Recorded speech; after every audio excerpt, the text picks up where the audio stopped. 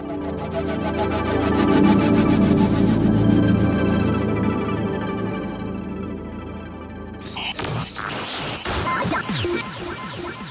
in tune to DJ Jammers on Bless Radio, UK's #1 station for great music.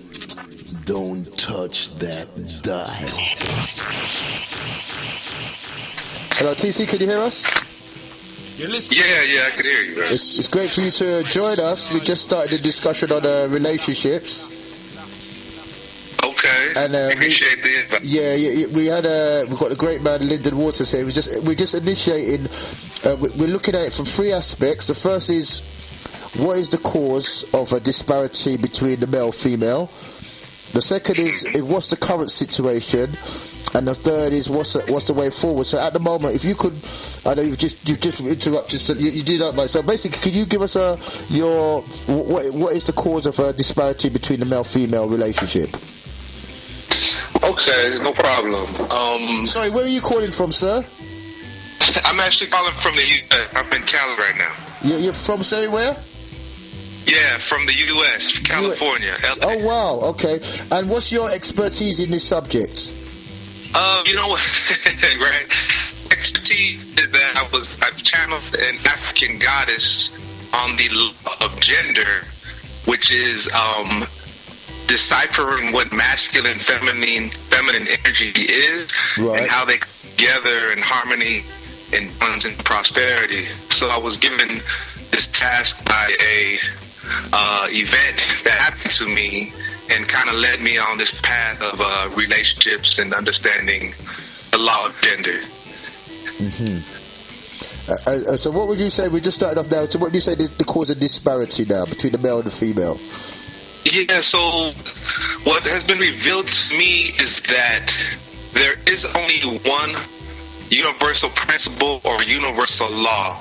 My information comes from ancient Kemet, which is an ancient Egyptian civilization, which was black and metaphysical. Meta meaning beyond, and physical meaning the physical dimension that we can hear, touch, see, taste, or smell. So there are things and energies out there, 95% energy that we cannot decipher with our five senses. We only have a small window of about 5% of spectrum light that we can define and break down with our senses. So this civilization was built on understanding the 95% of energy that we could not decipher. So what I was told was that this energy, there is only one law or one principle. And if you look up principle means to come first and foremost on anything else. So before we can get into culture, religion, politics, nutrition, so on and so forth, you must learn the principle or the law of the universe. And this one law is the law of gender, which states that everything is energy, and there's two types of energy. One is masculine, basically means to give out energy, and one is feminine, which means to receive energy. And it's the balance of these two energies interacting with each other that holds the universe in this harmonic vibration of abundance and prosperity. So our goal is to go back to our science. We were at the top of the world in technology and advancement of spirituality and so on and so forth, and understand this law of gender that our ancestors taught us, not just in our relationships, but how the universe operates on a microscopic level as well as a macrocosm level. So everything is based on this law of gender, of masculine and feminine energy. So our role has been reversed because of our history and white supremacy. So now the males are becoming feminine and the females are becoming more masculine. And this is the cause of the disruption and chaos in our communication and in our communities. Could you just expand on how the roles have been reversed? So because of our slave history, the man, a strong man, was either castrated, killed, or segregated to a lowest level. So what happened was it's about slavery now. So the woman, the wife, or the mother told her man to stand behind me because you are a threat. When you are strong, when you are powerful, when you try to protect and provide for me, our slave master sees you as a threat. And to protect you from harm, I want you to stand behind me, and I will protect you, and I will provide for you so that you are not that threat. So here we are 500 years later. The woman is still out in front, protecting and providing for the community. And the man is behind her, living a life as a male, but not as a man that our Creator intended us to be. Which is all we were supposed to do in life. The only reason men are on this earth is to protect and provide for their community, for their women, for their family, and so on and so forth.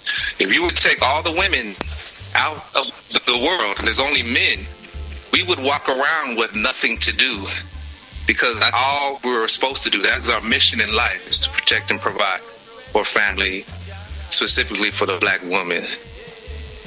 Right, and how can this process be readjusted? Sorry, what? No, so the current state of affairs now. Hello.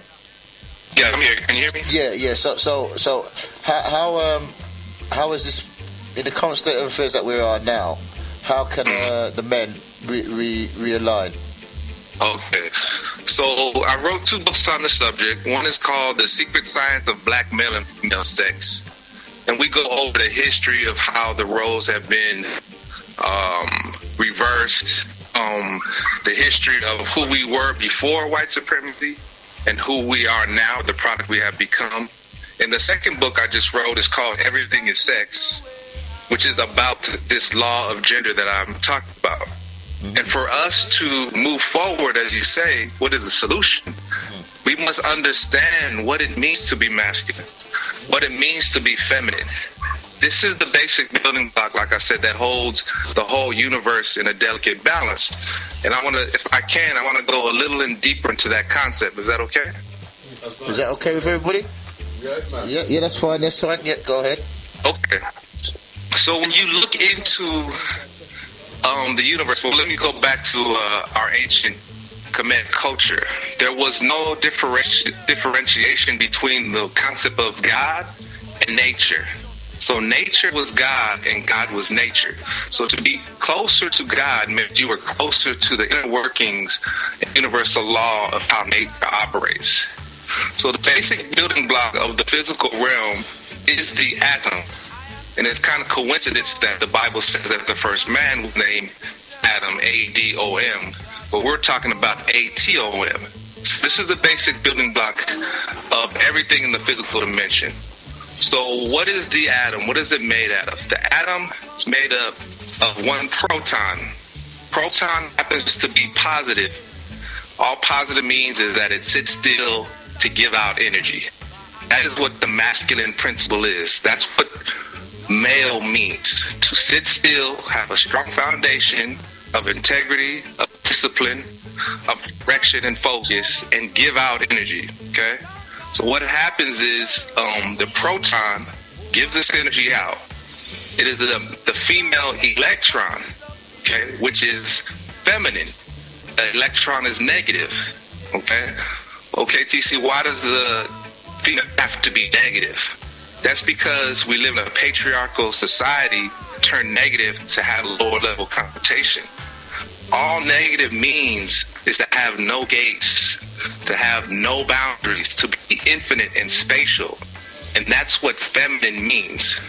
So the proton, the masculine proton, gives out the energy. The feminine electron receives the energy, revolves around the proton to create his reality, and then reflects his energy back to him. Can I just stop you there again? Could you break down the negativity again? Okay, so negative is feminine. It means to have no gates. It means to be expansive, infinite, and spatial. Okay, this is what the feminine principle is. Masculine principle is to sit still, to be in a box, right? We are more of a lower vibration, where we are define our world by what we can see, hear, taste, and smell. Whereas feminine is more spiritual. It has no gates. It has no boxes. It's expansive. It can do and dream of whatever it wants and bring it into reality. So the two work in harmony with each other because the feminine needs the spark of the masculine to start this process. And once she starts this process, she reflects it back to the masculine energy. And I get into it more in the book, but I just wanted to give a basic principle and understanding. What I described as the hydrogen atom, which is only one element. All the other elements are expressions of this one hydrogen element, atom. So if the whole universe is built on this law of giving and receiving energy, then that means anything that we do on this macrocosmic level needs to adhere to the law of the universe. And that's what's missing today. So my books are to bring people back to the understanding of the law and how it become balanced when people know their roles and how we interact with each other in order to be able to build and sustain. TC Carrier. That's right. It's Brother Doug inside the host. Just jumping on Jam Master show. Yeah. Okay. I thought you sound familiar. How you doing, brother? Yeah. Give thanks, man. But I'm going to ask a burning question. Because earlier on you talk about vibration, right? Yes. Now then, to reach that level of vibration, I've asked this question before, but for the benefit of those who are not familiar about you, right? But the question I want to ask you, how important the whole thing about the chakras, right? Because at the moment we're operating on the root chakra, yeah? Yes. So we have to raise our level of chakras to reach the crown chakra. But I wanted to talk a little bit about the chakra in terms of raising the vibration, what we should be achieving to. Because I think that's very, very important. Yeah? Yeah, no doubt. So let's get into vibration because it can be kind of misconceiving. Vibration, remember, all energy is vibration or frequency. Okay, everything is in constant motion, and everything moves in waves. Okay, so the slower the wavelength, the slower or lower the frequency, the more you are bound to this earth, the more you define yourself through the physical aspect of yourself. As opposed to the higher the frequency, the higher the vibration, the more you define yourself as a spiritual being having human moments, okay? So let's take the concept of gravity. Gravity comes from the word grave, which is where you bury the deceased, the expired, dead people, okay? In the metaphysical realm, we all shed our lower level bodies, and it goes back to the ground, dust, ashes, ashes, dust to dust. But we have a spirit aspect of ourselves that leaves and goes, defies gravity. So it's resurrected from the grave, from this physical realm, because there's other realms and other spiritual dimensions that we know nothing about. So what has happened, as Brother Dougie was saying, is that we define ourselves by our lower self. So every person is born a twin. One is the ego and the other is the spiritual aspect. It's kind of like every person has a devil and every person has an angel on their shoulder, and it depends which one you listening to defines what frequency or consciousness you own. If you listen to the ego, which tells you you don't need anybody, nobody's looking, don't worry about it, you can get over, put yourself ahead of everybody, be greedy, have gluttony, materialism, that's the lower self. That's the slow vibration. Then you have the higher vibration that says, I just want to love unconditionally. I want to put others ahead of myself. I want to sacrifice for a cause greater than myself. I want to share my experiences, so on and so forth. That's your spiritual self. So there's a battle in all of us between the lower self, the ego, and the higher self, our spiritual self, for our consciousness, for our vibration. So there's 7 levels of vibrations or frequencies in our bodies, what Brother Dougie was calling the chakra system. The first 3 levels start at the root, the base, the butt bone, and then is the root chakra. Then you have the sacral chakra, at the sexual organs, and then you have the solar plexus chakra. Okay, so those are your lowest self. Those chakras or those frequencies that we define only care about shelter, clothing, transportation, avoiding pain, and I'm getting the last one confused. It'll come to me. So those are the things of the black community. All for self, all about I gotta pay my bills, all about selfishness, all about materialism, all of the crab in the barrel mentality. Okay, that's the root chakra. The sacral chakra is the sexual organs. Those are people who are motivated by what feels good to them.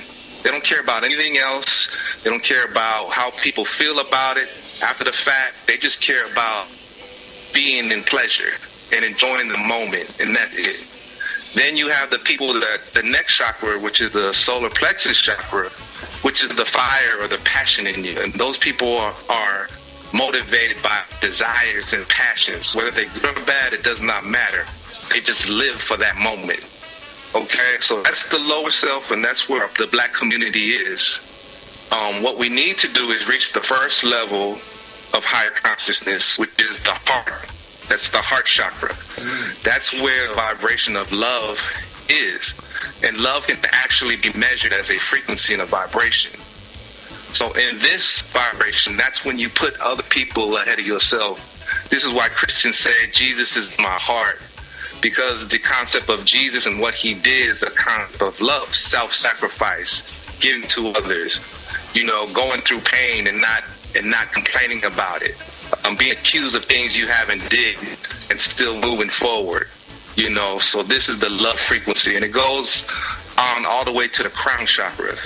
So what we need to do as a community is know that we were born a twin, and we have a lower self that's competing with our higher self for our consciousness. And once we can separate that and recognize the ego, now we can say, hey, DC, this is your ego talking. You need to check yourself, because that's not who you are, right? It's just unfortunate that in the system of white supremacy, they feed our lower selves in the black community constantly so that we can never reach this other twin that we have, and that's the higher self. Can I just interrupt now? You see now what we was talking about with the relation to the original roles of the male and the female. Now we've kind of brought into the Western concept of gender. Is the problem now that the female is not going to allow the male to surface, because in this diaspora, the male and female are in conflict with each other. Yes. So now, as you know, as you were saying that we have the male is not performing in their right gender mechanism. Is there gonna how do we get past this problem? Because now the male is not going to allow the female's not going to allow the male to rise up again, because she's feeling that the male is going to rise up to be in conflict with her. Right. That's an excellent question. Excellent point. Now, instead of complementing each other, we compete with each other. Mm-hmm. Now, instead of looking at each other as completing the whole, we look at each other as taking away from us. Yes. And again, this is what I always say. For the male to move forward and to heal, the little boy must leave. Okay? And for the woman to heal and to move forward in our relationships, the little girl must return back. So let's focus on the men first of all. We are not men anymore, because the moment we stopped dying for the things that we believe in is the moment we became less than men. Could you say that again? The moment that we stop dying for the things that we believe in is the moment we became less than a man. What I mean by that is males are afraid to die for a cause greater than themselves in this day and age. Males have become a subservient role with another man checking them, with another man being their master. And that's okay with us anymore. We're not willing to die for our women. We're not willing to die for our children. We're not willing to die for what's right, for what is moral and value. We have made a deal with the devil so that we can live a lesser existence, and we become fine with that. So we little boys, okay? So as soon as men, and this can change overnight, brothers. As soon as black men say, we are willing to die for what we believe in, it's over with. The women will fall into place, and our communities will get back to being exactly correct. It all comes from us because we are the spark of the community. And the women will lead if she sees a man willing to die for his beliefs. But she doesn't see that, so she has to go and do her own thing despite ourselves. So what happens on the women's side, and I said, for the women to heal, the little girl must return, is because now she has become old. She has become more masculine. She has closed off her nurturing aspect, her femininity, as a means of control because she's been traumatized. She's been abused. She's been hurt. She's been led astray from black men. So now, as a way to protect her heart, or feeling that she needs to protect that, she shuts down the very thing that makes her feminine. And that's being open and loving and forgiving and nurturing. So now those things are gone. So she cuts herself off from her power that I spoke to earlier about being infinite and being expansive, right? And having no boundaries. Now she's acting more male because she put herself in a box because she's been hurt and she fears for being hurt. So the opposite of love is not hate, it's fear. And this is the state of the black woman. And remember, the level of high consciousness is the heart, which is love. So without love, the black woman has become less than her potential the Creator made her to be because she's dictated by fear. You know what? It's excellent. I could talk to you all day on this, you know, and I laugh about it because we've got time constraints. Where can people find out a bit more about you? Okay, I'm actually going to be in London February 17th through March 4th. Right. For a Freak of Nature tour that I'm touring with my book, and I'm having workshops and lectures. So sorry. It's for those of you who just joined us. Can you tell the listeners who you are again? Okay, I'm T.C. Carrier, author of the book The Secret Science of Black Male and Female Sex, and my latest book is called Everything is Sex. And I'm coming to London for a tour to present this information as I have 5 books out. Wow. And giving workshops and lectures and book signings and so forth all throughout London. I don't think you're coming for a tour. You're coming for a cure. You know, you're coming to cure us. You know, so I like that because that's you hit it right on the head. It's all about healing and not blaming. Well, the black woman is doing this. Well, the man ain't doing this. It's holding each other accountable so that we can come together in love. So healing is the key to this whole thing. It's not economics. It's not arms and pick up arms. It's not marching. It's healing. So thank you for that, bro. Yeah. And you can visit Eventbrite, and I'm going to give the Freak of Nature spelled FREQUE of Nature Tour, and it'll give you a list of all the events that I'll be doing starting February 17th. Right, okay, that's fantastic. Have you got a website as well? Yeah, you can go on the website, tccarrier.com. Also have an Instagram, Freak of Nature, the same way as the tour, and you can get a hold of me on there as well. Okay, I'm sure, and it's been a pleasure talking to you. As I said, we could talk to you all day, you know. Also, I think you're going to be coming to the studio as well. So I'll be looking forward to having you here in London, down here at Bless Radio as well. You know. Definitely, I look forward to it. Thank you. Thank you for having me. TC Carey, big up yourself, man. Brother Dougie, definitely will. Thank you, sir. One love, my brother. Peace. All right. Thank you, TC. Excellent. Respect. All right, thank you. Yeah, thank Appreciate you. it.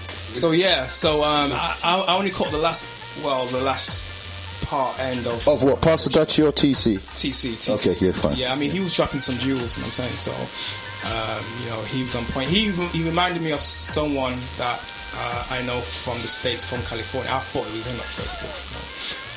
I'd just like to let you know that the number to call is 079-443-136. Once again, 079-443-136. What it is, TC, what's his second name? No, TC Carey. TC Carey, he mentioned about the men have got to stop being boys and become men, you know. See, I want to put this to you. Does that mean that we've got to start pulling out a gun and running down the street and start shooting police? What would you say that means? I really didn't want to get involved in this, but anyway, right. So I was going to ask TC a question before he came off, but since the call's concluded, I'll leave that. What was your question again? Do you think the becoming men means we? How is it going to be? How are we going to do that? You know, because basically, as soon as you open your mouth, this society is designed to shut you down. Right. Well, first of all, I mean, the whole terminology there is something that we have to really get to grips with.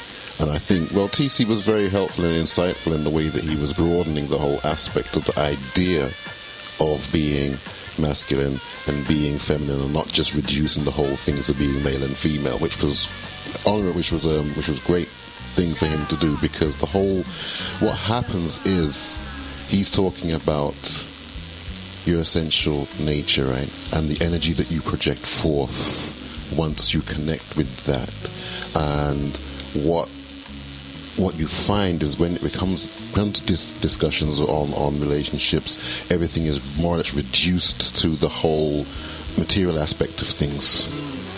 You know, your corporeal appearance, as it were. So then projections are made onto that, whether you're male or female. So first of all, as men, you have to get over the whole idea that masculinity is characterized simply through the kind of, what was I going to look for,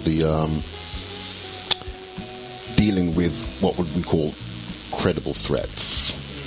And that the absence of credible threats can only be brought about through physical confrontation. You see, so it comes down to really adopting if you look at things like going back to ancient Kemet and looking at the Declarations of Innocence. If you come forward from there and you go to say what, like the Japanese warriors, the Shogun and the Sumatran. What do you call them again? That's the one, thank you. Samurai, they operate by a code called a Bushido. And in there is a whole number of principles which basically a warrior abides by. And then, see, that doesn't involve... You see, what happens is, violence is always a collapse of negotiation. You see, bearing of arms is always at the end of negotiation. And then predicated upon successful negotiations are things like honor and being respectful and polite, you see, and those kinds of things. That doesn't necessarily make a person weak, you see. That is another form of strength. So we have to really reevaluate the whole ideas we have about manliness, strength, these kind of ideas, and then take those forward and build upon those. Thank you for your excellent... Is it Elva? Well, can you tell me what it feels like to be a woman in this current situation? And how would it feel like to be a woman in your ideal situation? So firstly, what does it feel like to be a woman in this situation in relation to what you're getting from the men in the environment? And to what TC was saying? It is quite hard. One of the problem is, I have said before, is that, let me tell you something, mothers are some of the strongest people ever they're so strong. Fathers couldn't do what mothers do. And as a single mother myself, I can tell you that there's only so much you can do. I cannot love my son enough to father him. No mother can father a child. We're forced to do it. Yes, we're Jamaicans, we do it. Loads of women do it. But we cannot father a child. But one other thing is, with the absence of father in the home and the mother being able, sometimes there's no financial support, there's no emotional support, there's no physical support, there is no support at all. The mother has to be instilling morals and everything else, trying to make sure her child is fed, trying to make sure he's behaving properly, trying to do everything by themselves, and that is quite difficult. The father is absent, and this is a problem, right? The mother can do only so much, but the child needs, every child needs his father, because I cannot teach my son what the father would teach him. So I just want to bring up more, like, what's your feelings about the men around you? Do you feel that they're in conflict with you, rejecting? What do you feel that? What do you feel about that? What do you feel about men in general? Conflict, yes, because I was forced to play the father role, so I was forced into masculinity. So there has to be a conflict. Any strong man is going to have a problem with me, because obviously two bulls can't reel in one pen. Therefore, I have to know that, but the thing is, it's not that I don't know. I wouldn't say my place, because I'm not that submissive. I'm far from that. But if I met someone, I would expect him to lead. I just want to go into now, communication-wise. Do you think there's any real level of communication, or is it like men are just trying to get what they want? And what do you feel about, or do you feel you've got men that you can actually communicate these feelings with and get? Yes, they're not all bad. I won't say that they're all bad. There are people, but one of the things with us is that I think we meet people and we have unrealistic goals, unrealistic expectations. If you meet someone, one other thing is we have to learn to be honest. A lot of men aren't honest as women. Women is just as bad as men. We're not honest. So we meet someone and this is how they are. And then we think that we will meet them and get involved in a relationship and then we'll change them. It will not happen. No one, because that person, I've done it. I've changed for a man, and then years later I realized, you know what, I'm tired of changing. I want to change back. Right, I just want to take you forward now. Now, what would you be your ideal scenario with in relation to the men around you? What do the men need to do? Communication. On what level? On every single level. In relation to? In relation to everything. Be open and honest. Speak. Talk. Do not expect to change someone. Definitely, you can't change anyone. They have to change because they want to change. It shouldn't be that they change for you. If someone has to change for you or you have to change for someone, you're in the wrong relationship. Thank you for that. Excellent. Now, Lyndon, I want you to analyse the scenario plus TC and give us your breakdown, and then we're going to pass it over to Shen. It's so simple, really. It's simply so much laughable if it wasn't so painful, to be in a relationship that is not working.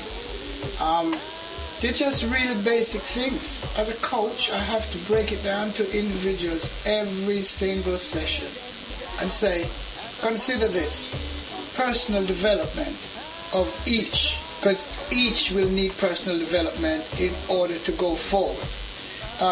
Elva just said from a woman's point of view what she might be wanting, particularly to have an improved relationship. Is that correct? Yeah. And I agree with her. When TC said about women becoming more masculine, I didn't have the opportunity to ask him what he meant by that, but the man is learned, and I honor what he said. But I'd like to say that we can't just look at everything in just words, context. You understand? You have to look at the individual relationships and what models they're following.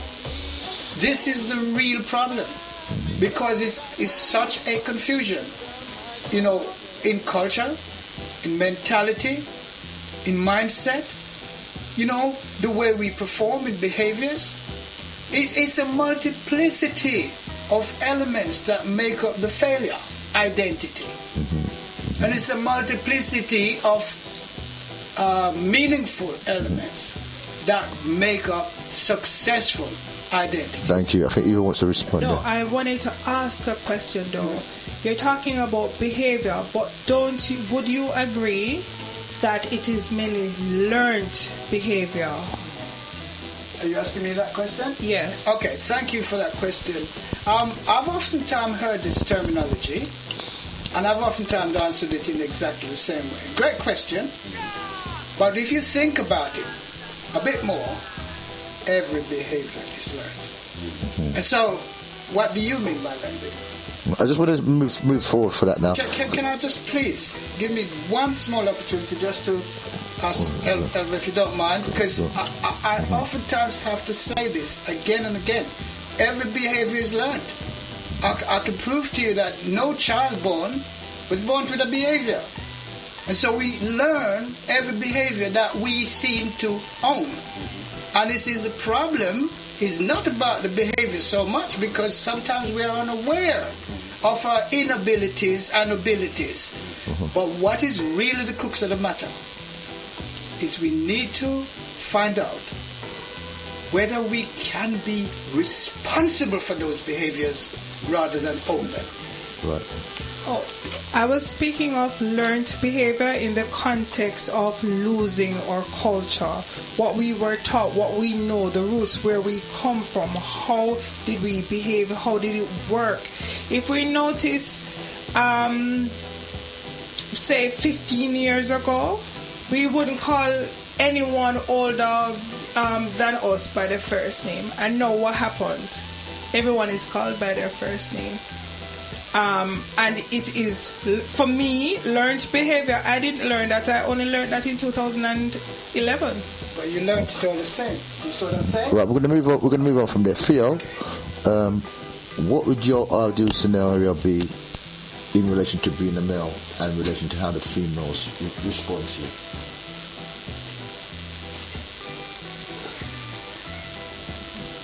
Right, could you repeat? What would your... Can you hear me? First of all, can you hear me? Yes. I'll keep getting... Is your Eva? Elva was... She gave us a little breakdown about what she feels with males in currently and how she would like them to be us, or males would like to be. What would your take on that be? Are you asking me? Yes. Are you saying what? Well, your name is Theo. My ideal would be. I'm having. I'll be honest. Yeah, in relation to like TC, I'll be honest, because what I'm doing here is pulling the threads together from all the contributions from TC onwards. And I haven't forgotten about your sheds. You'll be on after yet. Okay. What I would make of all of that is that, to be quite honest, all of that invalidates the question itself. Right? So you're saying, what would my ideal be? And then the whole point of all of this is to say, well, there is no ideals. Well, really, we need down to in relation to. So we're talking about we're talking about either being producing either effective or ineffective end products in what we pursue in terms of what we call relationships, right? Well, let me clarify what I'm asking. I'm just saying. I'm just trying to put it like that because I'm having trouble dealing with the whole idea. Well, let me just put it for the listener. Basically, I'm trying to say, when I mean ideal, like, what's the way forward? Maybe I should have phrased it, what's the way forward? Because at the moment, I was saying that relationships disparity with each other, there's a conflict with each other, and through the scenario that we're in, there's going to be a resistance to it being redressed. So, for what I'm trying to say is when I mean ideal scenario, I mean what would the way forward in like how you as a male, the women around you, how would you like them women to conduct themselves in a certain way? Well, first of all, I can't really be calling on anyone to conduct themselves in a certain way if the way in which I conduct myself doesn't encourage that behavior first. Okay, cool. So that is what we're supposed to be looking at here. Right, okay. Right? So if we go, I'm gonna go with Elder Lyndon's recommendations 2 weeks prior, Sorry, which was to pronouncements. I never make recommendations. Okay, fair enough. I stand corrected. And what did you last say? What should I have said there? Pronouncements. Thank you. Right. Okay, pronouncements 2 weeks prior, which was to make a school into every home. First of all, if we go from learned behavior juncture, yeah, and we go with the other pronouncement, all behavior is learned. So where is that coming from? At one point we were children, yeah. You don't just develop children, you also develop adults and parents also, don't you? So if people are going to learn, it's going to have to start there. Yeah, it's pretty late in the day for some of us as adults because we have taken on a whole lot of baggage here and then attempt to really kind of redefine some other person in line with our ideal. This links to what we call, unrealistic expectations. You see, rather than aspiring to do something, it comes to people who have, and that's both the male side and the female side, digging their heels in and saying, this is what I expect from you, without doing any footwork yourself to improve or get better where there may be a shortcoming. I was the person who was saying, well, look, if you're going to self-actualize, then you have to undergo some kind of self-analysis. And some of that is going to involve people from the outside giving you an honest assessment of whatever it may be that encouraging aspects or be that shortcomings. Then the whole idea of what we're talking about is that, we have to embrace the aspect of that in which we're prepared to accept from others, as well as laying down what our preferences may very well be. So before we start talking about those ideal situations, I think we've all pretty much said in our own respective ways that there's a collective element here, a collective striving that needs to be done amongst us all to identify that, and it begins in our immediate environments, right there. Thank you, Theo. Shen, I want to bring you in on this. The concept, I think the point I'm trying to get to is how can we address this situation when we've learned a certain behaviour that is contrary to our development? Okay, I would like to first make a point regarding learned behaviour. Not every behaviour is learned. The simple fact is that we are born also with spiritual innate qualities as well. So, can you give an example? An example, if you look at from a spiritual perspective, when you go into, let's say, Medineta or Orisha, Neteru, every child is born in this physical world with equality that comes from the spiritual realm, which some people say is an ancestral realm, basically. So, what I do see happening is a lot of corrections. We are living in an environment where people are correcting people all the time. Whether it's an agreeable correction, say, oh no, you shouldn't do this because it's in culture, or you should do this, or you should not follow your culture. That's why I see a lot of corrections that is going on. People's ideologies being placed on other people. Ideologies of people who were tired of following a certain culture and now telling people not to follow that type of culture. Or are people who've lost their culture and saying, oh, this is exactly what we have to go to in order for us to regain our culture and centre. So there is that aspect that reflects certain, behaviours that need to be re-inculcated in someone's entire so-called entity. But there is also those other aspects of behaviour that a child is born that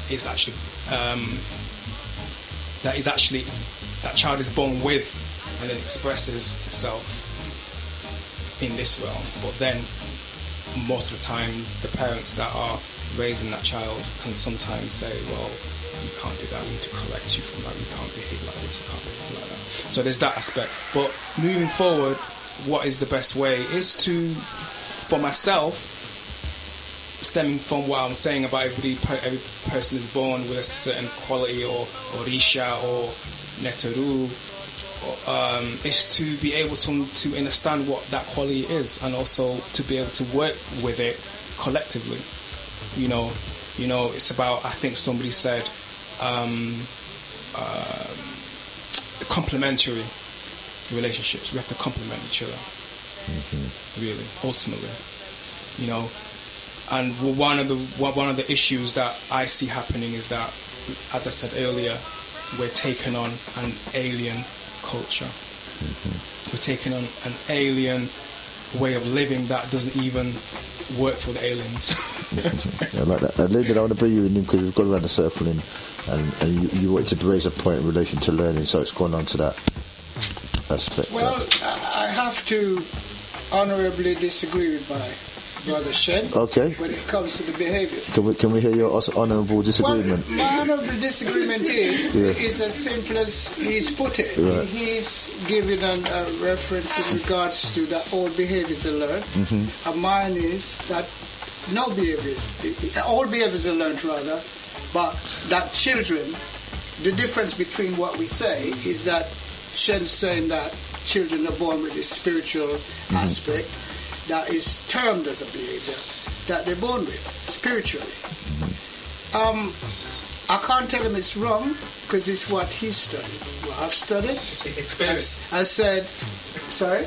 Also experience. Well, so have I got experience. And I'm telling you that from my standpoint, there are no behaviours that anybody is born with. So it's a matter of where his references and researches are, and a matter of where my references and researches are. However, what we do agree on is that all behaviours are learned. Can we disagree on that? We disagree on that again. So, I have a different outlook. Wait, we have to big you up on that, because the same thing, because the brandy teach me different behaviour in the car. When we drink the brandy, man, the girl them love me, so me spoil you on that, Bridget. Shana, you want to come back on that? Yeah, just the point, and the reason why I'm saying from my experience is because if anybody knows how I was raised from a completely different culture, a completely different race of people, so to speak.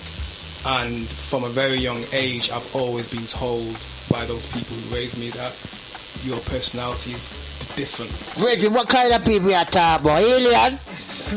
No. It's a different kind of people. Which kind of people you are talking about? I'm not specifically saying, aliens, yes. Alien? In that sense. But you're going to drink another brandy, we speak to you later, see? Yes, thank you for that, Chris, thank you. So, when you get people who've been adopted, for example, right? And you get instances where people have been adopted out from a different culture, and they don't totally take on the behaviours of the people that they've been adopted by. And as I explained to you, I'm a perfect example of that. And that is the reason why, after all my experiences that I went through, I always went back to who I was. And that's why I'm saying that on the spiritual level, if you to know about the way I was raised, it would probably make you surprised of how I got back to where I was. Can I ask a question? But when you say back to where you were, can you not see that as what you recognized as your identity rather than about this behavior thing? If you found your way back, right, that must be to do with your identity, sure. It's something you recognize as your identity. Yeah? Something that I recognize as my identity. We have to go back to what identity is then. That's the whole different. But what did you mean when you said you went back? Having grown up in that sort in a sense where there was certain characteristics which I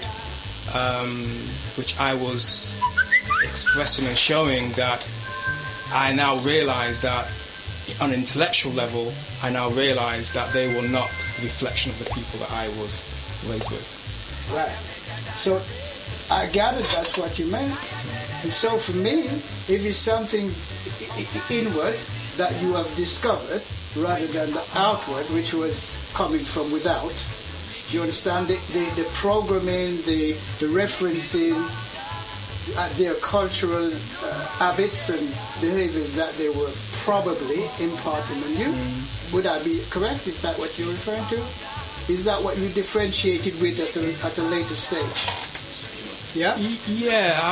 I'm talking about just wanted to personality traits. I'm talking about mostly personality traits. Okay, so yeah, that was not. There was a lot of it that was not a learnt behavior, and it's only when I went back to Haiti that I started to realize why. Right. But when you refer to learned behavior, were you not referring to what they had taught you, or what you had learned from them? That too, but not all that though. All right, we just got a text here. It says, "Greetings, Jammers, Theo, Lyndon, brother Dougie, and guests. Great show, great discussion. Great point by Theo. Theo, you got a listener about modelling the behaviour you expect from others. I agree. You must change the way you want to be." Oh, and that's from Buzzy B. Thank you, Buzzy B, for that. Yes, respect, Buzzing B, lovely. Right, so unfortunately we're running out of time. I don't feel like we've even touched the surface of this, so we're going to go around the table to everybody give their final views. Do you want to start? Yeah. Just to top on what we're saying, I think I should say I agree with you. I'm going to use myself as an example. Yeah, I'm going to use myself as an example. I grew up with strict parentage, and there's a lot of things that I was trained or told that I never did. I got beatings. I got the worst beatings. Didn't think it was abuse. Didn't know that at the time it was abuse. I've got scars on me as an adult because this is what I was told to do, and I never did it. Even now, I do not do it. And I think it is, whilst there's learned behaviors, I also think everyone is an individual. And as that person, everybody have this kind of, I don't know if it's a word, individualistic kind of thing to do certain kind of things or to think a certain kind of way that is different to what you're taught. And everyone at some point should, and it's not because of culture, because kids nowadays, I'm going to use another example. A pastor who teaches his child, who lives a certain life, teaches his child and others, and the child to do everything except, and I'm not talking about someone who is just acting out. I'm talking about because that is what they want to do. So although there is learned behavior, there is some kind of individual choice, because people do make choices. This is not what they want, this is not what they believe, and no matter what you tell them, even your child at 2 years old, you'll be telling that child something, and what the child says to you, no. Terrible tools teach you that children, it's not always learned behavior. And in relation to like the topic of the day, like what's the way forward for us as the men-women relationship now as well? Well, we just got to be more open, be more honest with ourselves, and I mean, we all have to at some point compromise. But there is, that could be to your detriment at sometimes. So you just have to find the person. No relationship is 100% always easy. There's not that. There's always going to be trouble. That's why I guess the pastor said for better or for worse.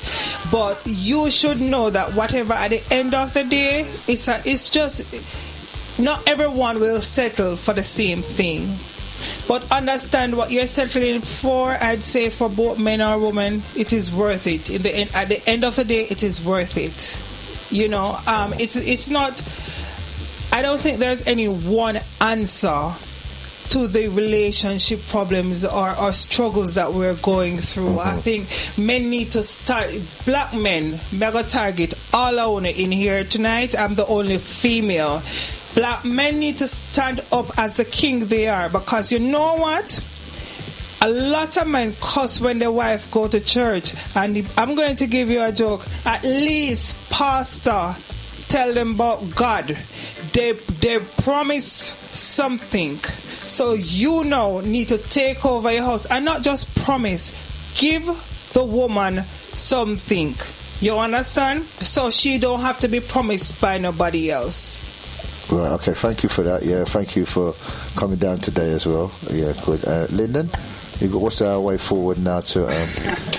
our way forward is that we have to learn to disagree to agree in every aspect of relationship. You see, what we've been taught is to learn, therefore there's no solution. Okay?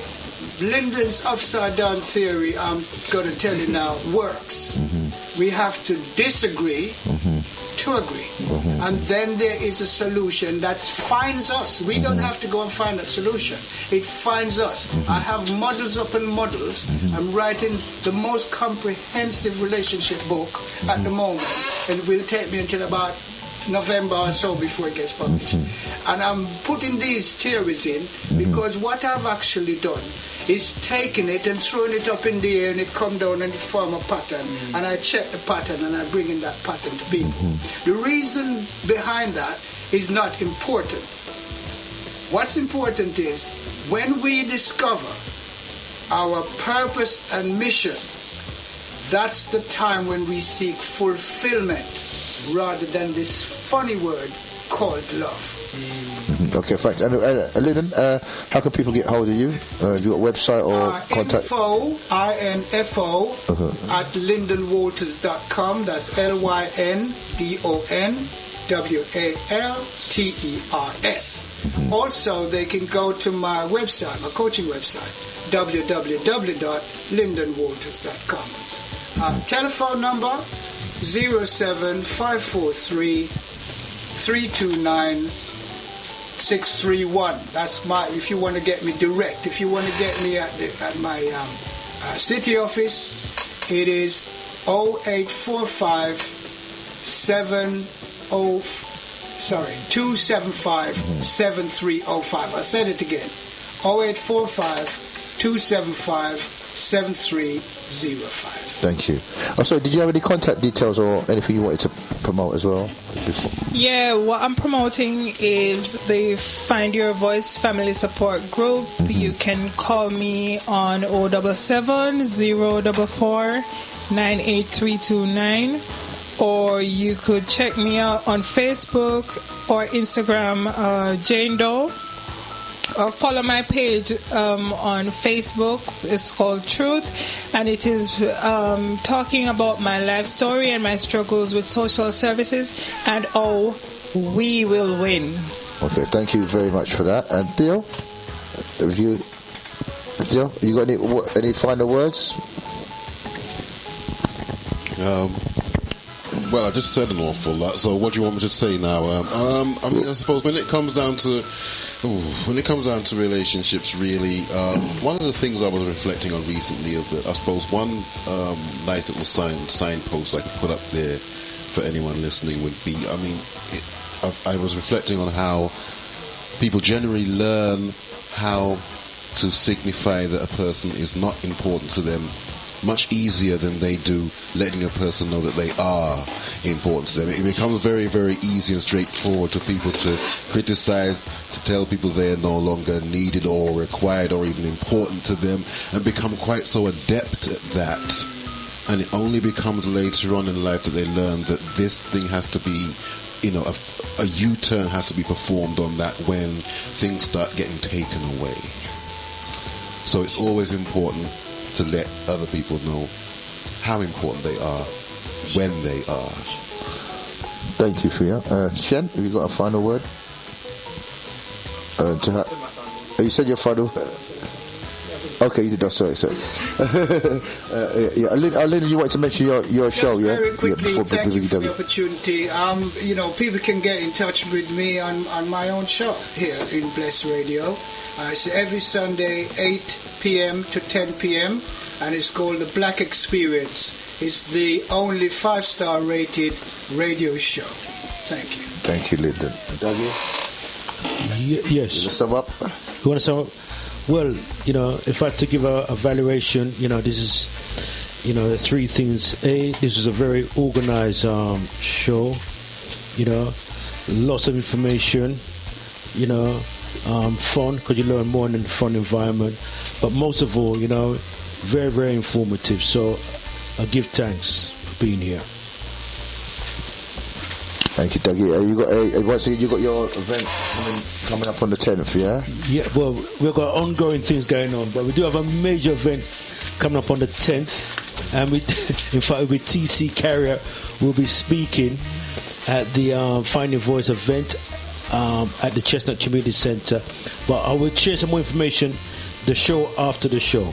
Right, that's great. Just in summary, we touched quite a varied aspect of topics today, talking about the social services, talking about TC Carrier, giving us a great breakdown on the male-female relationships and how we need to move forward and go back to the ancient Kemet, the way of living where the male element has to become no longer boys, so that the female element now can become girls again. But really, basically, it's working in a relation of complement, not competition, you know, and that is the way forward. So, yeah, I'd like to thank everybody for coming down here at Bless, and we're going to just, as I said, it's all about talking to action. That's what we're really about. It's not about talking, it's about putting action. So stay tuned with us. As I said, we're setting up various things, and you'll be able to hear about them by staying tuned to us. And they're going to hand you over to Dougie to show off this show. Thank you and good night.